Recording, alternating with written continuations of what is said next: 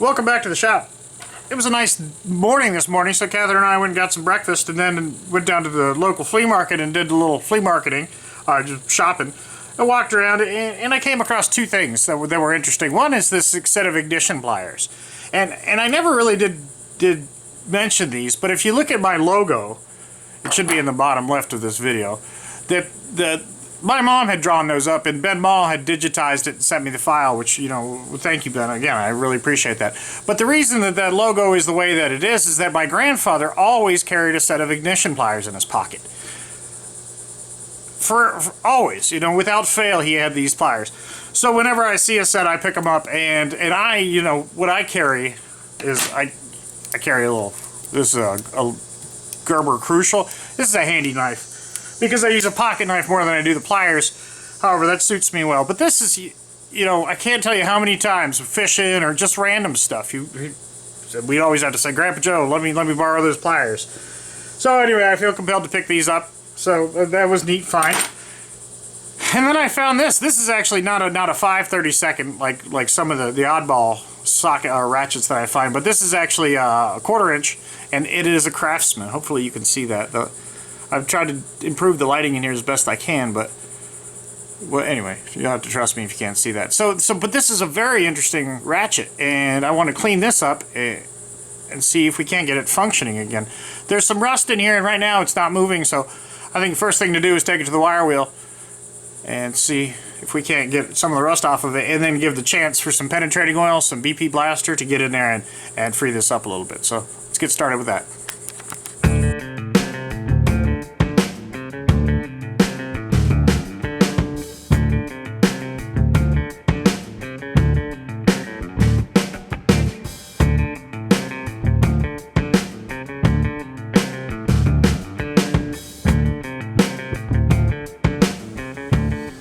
Well, I was thinking that there'd be more work involved in this, but I just wire wheeled it and then cleaned up the flat spots, avoiding the knurling with the narrow 1-inch fiber wheel.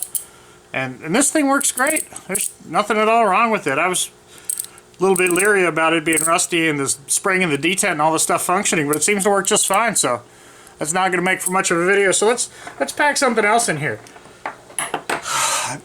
This, I think it would be a separate episode, because Scout Crafter wrote me and said that this is a Daco 339 crate tool and that I should make this minty. It's funny how the Canadian lingo is slowly making its way through the YouTube community, at least.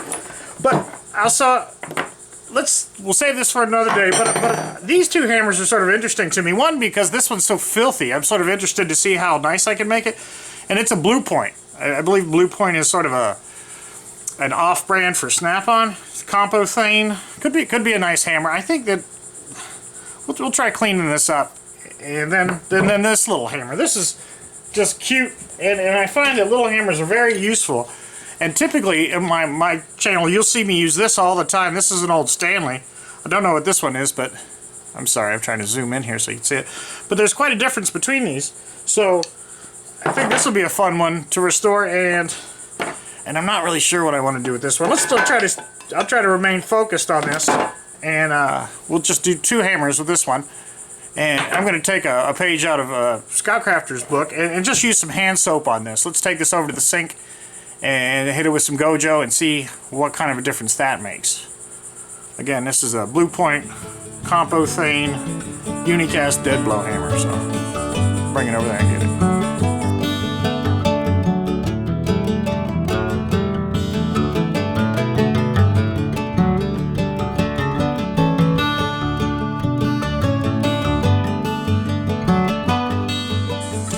So I've taken this Blue Point hammer over to the wash basin and just give it a quick wash with the lava soap, the citrus orange soap, and a little bit of Dawn dishwashing detergent. The Dawn does a good job of breaking the oils down. So does the citrus strip, but I figured I got them both there. Why not mix them together? It's usually not good to mix chemicals together. However, it did do a good job of at least cleaning some of the grit and grime off of here. And the head, I took a very soft brass brush and got into there, and it got a lot of the schmoo out of there. So again, this is not a beauty contest. I want to use this tool again. So it's not about restoring it, but you know, what's the process of clearing up something? Or, you know, for that matter, if I was going to sell this, I'm not, but you know, if I were going to sell it, perhaps it'd be worth a buck or two more, or 10 or whatever, if it was a little bit cleaned up. And the end of this thing is just chowder, to use a Canadian term. It's not minty. So the end is just so beat up on there. I wanted to do something about that, so I took it over to the belt sander, the Mead sander that I have over that 1x42, and just hit the edges just to sort of bring that together.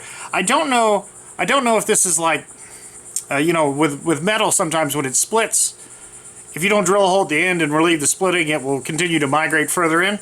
So again, I'm thinking that if I let this continue to mushroom out, spall out, it's going to only get worse. So I just went in there and knocked the edges down. I'm going to go over there and do that and give you a little bit of time lapse, and we'll see the before, and I'll come back and we'll look at the after.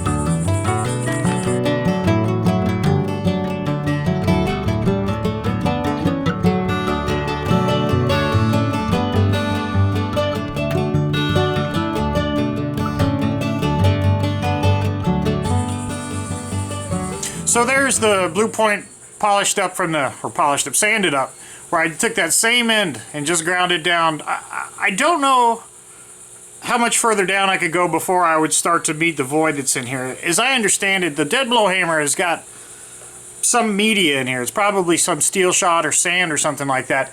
And I mean, I can't hear it shake. Maybe I can't hear it shake. So there's some sand in here.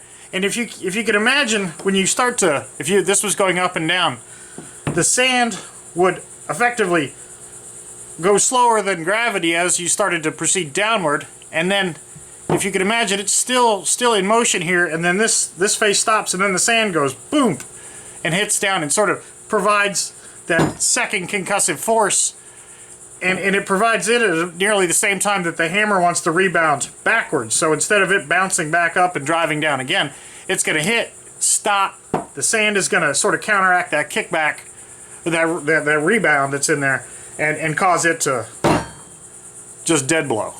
Hopefully that works. I'm sure there's some great animation. I'll look and see if I can find something that illustrates that, but eventually, more of my story there is that eventually, if you get back into here, you're going to get into this void that's in here. And, you know, a cutaway would be very instructional now. Maybe I can find one. But the sander worked good. This is relatively tough, this polythene, compothene stuff. And just for the sake of doing it, I think this is more than adequate on this side. And I'm going to put this in the drawer and use it. So that's that. But let's work on this little hammer. I think this is going to be a beauty when she's cleaned up. So we'll get a little bit of time lapse of me cleaning this thing up. So let's get started on that.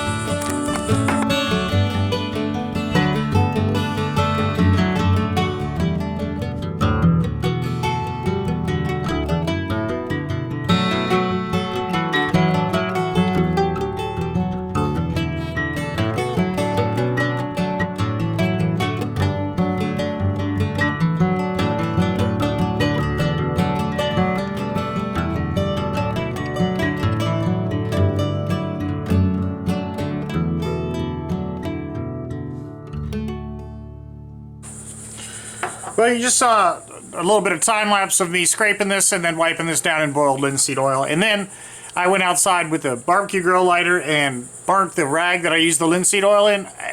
I think most people know that the linseed oil it doesn't dry it as much as it oxidizes, and when things oxidize they create heat. There's a lot of YouTube content on that, and you see safety cans and things like that. Cost prohibitive. Well, I hate to say cost prohibitive, but you can put a price on safety at some point, like a safety garbage can that you can throw things in and the lid sits on it so it's not going to combust or not going to burn. The cans can be hundreds of dollars. So I don't have one of those cans, and in an abundance of caution, I took the linseed oil soaked rag outside and burnt it, because, you know, I don't have to worry about it catching on fire now because it's gone. So there it is, it's wiped down. I typically like to dip the handles, the end portion down, because one, I think it looks cool, and two, because it sort of seals the end up, and then I think that things are going to sort of leak out of that end, if you will. But this is, you know, it's got a nice little square peen on the end of it. It's a channel lock, by the way. And apparently whoever had this before liked to put an X on their tools.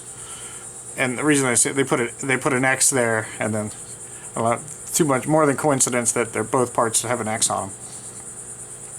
However, I just wiped the head down with linseed oil, and typically I like to use a paste wax or something to finish that off. And in some cases I've used the paste blue, which looks pretty cool. But I was watching Alex Steele channel, and he was redoing an anvil or a vise or something. It's quite a while ago. But he just wiped everything down in linseed oil, and it looked pretty cool. And I had done it once, long time ago. When I say long, 8 or 9 months ago, and I don't recall what hammer I did it to, but none of my hammers are rusting, so it must work, and I'll keep an eye on this one. And now that's my smallest one. We'll see how the linseed oil staves off the rust and whatnot. So that's going to wrap up this content for this episode anyway, and I'm going to get to working on cleaning up this workbench.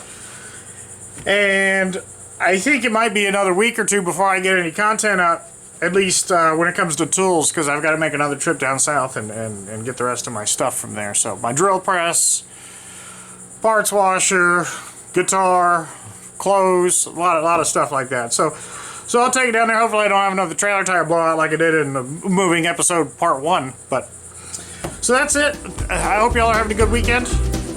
Thanks.